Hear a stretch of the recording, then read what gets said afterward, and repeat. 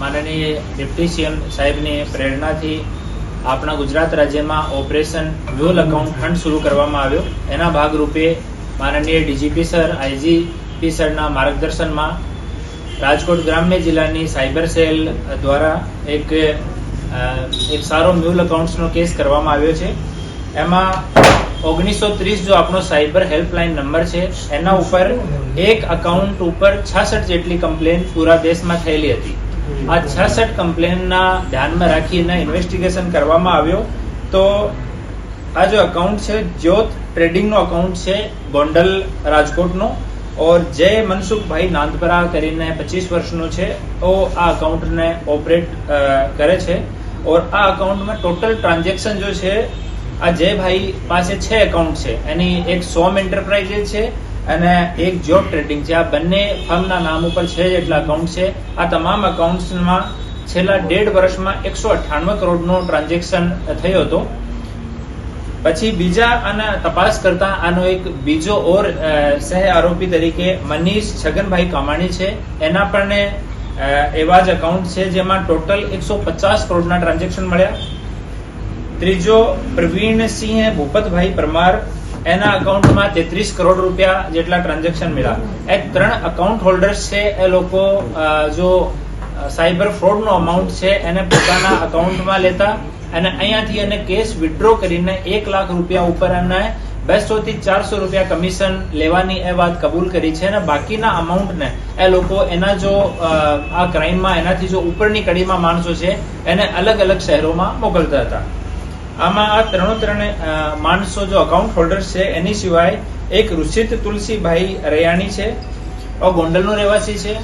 ઓ જો લોકો cyber fraud કરે છે એની વચ્ચે બેંકમાં એકાઉન્ટ ખોલાવવાનું કામ અને એકાઉન્ટ પ્રોવાઈડ કરાવવાનો એ મીડિયેટરનું કામ કરે છે અને એકમુસ્ત એને રાશિ મળે છે. એના સિવાય મહેન્દ્રસિંહ કલ્યાણસિંહ જાડેજા, મયુરસિંહ મહિપતસિંહ વાઘેલા, એ બંને આંગળીયા પીઢીવાળા છે.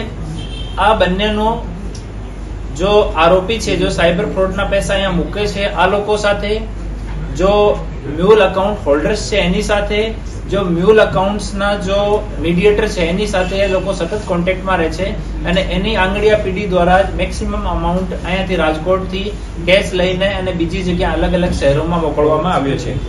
તો હાલ સુધીમાં ટોટલ જો અમાઉન્ટ છે એ 380 કરોડ જેટલો અમાઉન્ટ જો છે આ અકાઉન્ટ્સમાં કન્ફર્મ થયો છે. જેમાંથી આપનો જો 1930 સરકારનો સાયબર ફ્રોડ માટેની હેલ્પલાઇન નંબર છે, એમાં 130 જેટલી કમ્પ્લેન આ અકાઉન્ટ્સના વિરુદ્ધમાં પૂરા દેશમાંથી થયેલી છે. જેમાંથી 12 જેટલી કમ્પ્લેન્ટ્સ આપણા ગુજરાત રાજ્યની છે, બાકીની બીજા અલગ અલગ 11 રાજ્યની છે. તો આ અકાઉન્ટ્સની તમામની તપાસ હાલ ચાલુ છે. એ લોકો મોટા ભાગમાં યસ બેંકમાં, આઈસીઆઈસીઆઈ અને એક્સિસ બેંકમાં કરંટ ખાતા ખોલાવતા હતા. યસ બેંકમાં વધારે પ્રાયોરિટી આપવાનો રીઝન છે કે યસ બેંકમાં દરેક બ્રાન્ચ હોમ બ્રાન્ચ જેમ જ રહે છે, તો આમાં રેસ્ટ્રિક્શન ઓછા રહે છે. બીજો, એ તમામ આરોપી પોતાના એકાઉન્ટને એપીએમસી નો એકાઉન્ટ એપીએમસી સાથે લિંક કરાયો, કેમ કે ત્યાં ટીડીએસ એ લોકો કાપતા નથી. એપીએમસી ના જો એકાઉન્ટ્સ રહે છે એમાં આ લિબર્ટી છે એગ્રીકલ્ચર ટ્રેડિંગના માર્કેટના એકાઉન્ટના કારણે કે આમાં ટીડીએસ કાઢવાની જરૂર રહેતી નથી. એના કારણે જો આપની ટેક્સેશન એજન્સીઓ છે એની નજરમાં એ એકાઉન્ટ્સ આવતા નથી. તો એના માટે એ લોકો એપીએમસી એકાઉન્ટ્સને પ્રેફરન્સ આપતા હતા. આમાં હાલ 6 આરોપીઓ જય મનસુખભાઈ નાંદપરા, ઋષિત તુલસીભાઈ રૈયાણી, મનીષ છગનભાઈ કમાણી. આમાં જય અને ઋષિત ગોંડલના રહેવાસી છે, મનીષ કમાણી રાજકોટનો રહેવાસી છે, પ્રવીણભાઈ ભૂપતભાઈ પરમાર, મહેન્દ્રસિંહ કલ્યાણસિંહ જાડેજા, મયુરસિંહ મહિપતસિંહ વાઘેલા. આ 6 લોકોને હાલ આ કેસમાં અટક કરવામાં આવ્યા છે. અને આદિલુદ્દીન હૈદરાબાદનો રહેવાસી છે, લાલાભાઈ યાગિક ઝાલાવાડિયા ગોંડલનો રહેવાસી છે, હર્ષિલ નિલેશભાઈ શાહ ગોંડલનો રહેવાસી છે અને ભરત પરમાર મુંબઈનો રહેવાસી છે. એ 4 લોકો હાલ આ કેસમાં વોન્ટેડ છે, જેની હાલ તપાસ ચાલુ છે. અને એની તપાસ અમારા સાયબર સેલના પીઆઈ શ્રી રવિ ગૌતમ કરી રહ્યા છીએ. અને એમાં સાયબર સેલની ટીમ, અમારી એલસીબીની ટીમ, અમારી એસઓજીની ટીમ તમામ આમાં બહુ સારી કામગીરી કરી છે. અને ઇન્વેસ્ટિગેશન જેટલા બેંકની ડિટેલ મળી છે, આ તમામ બેંક પાસેથી માહિતી માંગવામાં આવી રહી છે અને એના પેરેલલ ઇન્વેસ્ટિગેશન તમામનું ચાલુ છે. અકાઉન્ટ્સ એ લોકો આપણા રાજકોટમાં જ ખોલતા હતા.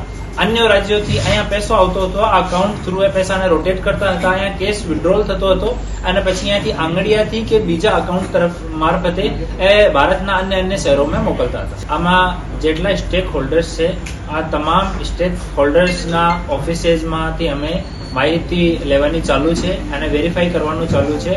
આમાં કોઈ પણ જગ્યા કોઈ પણ માણસની સંડોવણી રહેશે તો એના વિરુદ્ધમાં કાયદાકીય કાર્યવાહી કરવામાં આવશે. આપણે જો અહીંયાના લોકો જેટલા આ કેસમાં અરેસ્ટ કરવામાં આવ્યા છે, આ લોકોનું મેઇન કામ સાયબર ફ્રોડ થયા પછી જો અમાઉન્ટ આવે છે એ અમાઉન્ટને અકાઉન્ટમાં રાખવાનું અને ટ્રાન્ઝેક્શન કરીને બીજા અકાઉન્ટમાં મોકલવાનું કે અહીંયા કેસ વિડ્રો કરીને અહીંયાથી બીજા શહેરમાં આંગળીયા મારફતે મોકલવાનું. તો લગભગ 1.5 વર્ષથી તમામ લોકો જ કામ કરતા હતા. આનો કોઈ એમ ઓફિસ નો હતો. આ પોતાના જેમ કે અમુક લોકો ગોંડલમાં રહેતા હતા, અમુક લોકો રાજકોટમાં રહેતા હતા, એ તમામ લોકો પોતાના ઘરેથી એને ઓપરેટ કરતા હતા. અને જ્યારે મેસેજ આવતો કે એટલા રૂપિયા આવી ગયા ત્યારે એને કમિશનના પૈસા બાદ કર્યા પછી બાકીનો અમાઉન્ટ બીજા રાજ્યમાં કે બીજા શહેરમાં એ લોકો મોકલતા. આમાં સાયબર ફ્રોડના ગુનાઓમાં એપીએમસીના જો અકાઉન્ટ છે એનો યુઝ થયો છે. તો એક વખત અમે એપીએમસીના પદાધિકારીઓ સાથે એના બાબતમાં મીટિંગ પણ કરવાના છે અને એના વિષયમાં કે આ શું લૂપહોલ છે આપણા સિસ્ટમમાં એના વિષયમાં અમે વાત કરીને એના પછી જ આપણે અપડેટ.